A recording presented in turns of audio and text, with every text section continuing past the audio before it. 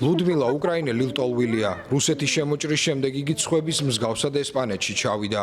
იგი დღემდე ვერ ივიწყებს დაბომბვის ხმასა და ომის საშინელებას. ამ კულტურული ცენტრიდან გამოყავს ბავშვები, რომლებიც მასთან ერთად გამოიქცნენ. დროთა განმავლობაში მან ინტეგრირება მოახერხა, თუმცა ეს მისთვის ძალიან რთული იყო. არ ვიცოდი ენა, არ მქონდა განათლება, ამის გამო ვერ ვმუშაობდი. აქ იყვნენ შესანიშნავი ადამიანები, რომლებიც მეხმარებოდნენ. ერთ-ერთ ოჯახში 4 თვე ვიცხოვრე. მსგავს სიტუაციაში ბევრი იყო. გასაოცარია, როგორი სითბოთი გვიმასპინძლეს თავიანთ სახლებში თვეების განმავლობაში.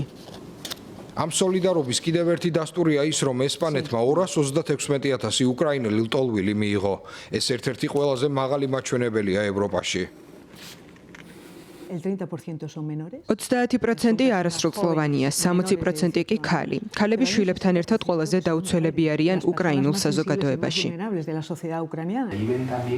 თუმცა ახლა ლტოლვილებს აინტერესებთ, რა ბედი ეწევათ მათ მომავალში. მათ არ სურთ უკრაინაში დაბრუნება.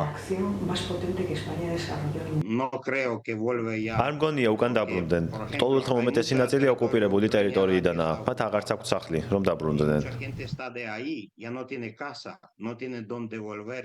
უკრაინის ელჩი ესპანეთში მათ მხარდაჭერას პირდება, თუმცა ამავე დროს იმ ოჯახებს, რომლებსაც აქვთ შესაძლებლობა მოუწოდებს, დაბრუნდნენ და დაეხმარონ ქვეყანას აღდგენაში.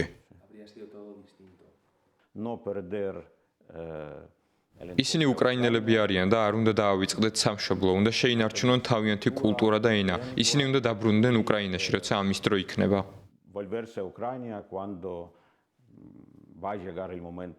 ჩვენ დავიცავთ და დავეხმარებით უკრაინელ ლტოლვილებს, რომ იგრძნონ ჩვენი მხარდაჭერა.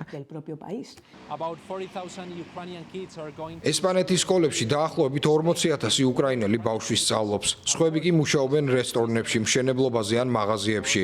მათ ესპანეთში 2026 წლის 4 მარტამდე შეუძლიათ დარჩენა. ევროპელი ლიდერები კი ამთვის ბოლოს ბრიუსელში შეიკრიბებიან, რათა განიხილონ შემდგომი ნაბიჯები. In Madrid, Roberto Macedonio, Euronews.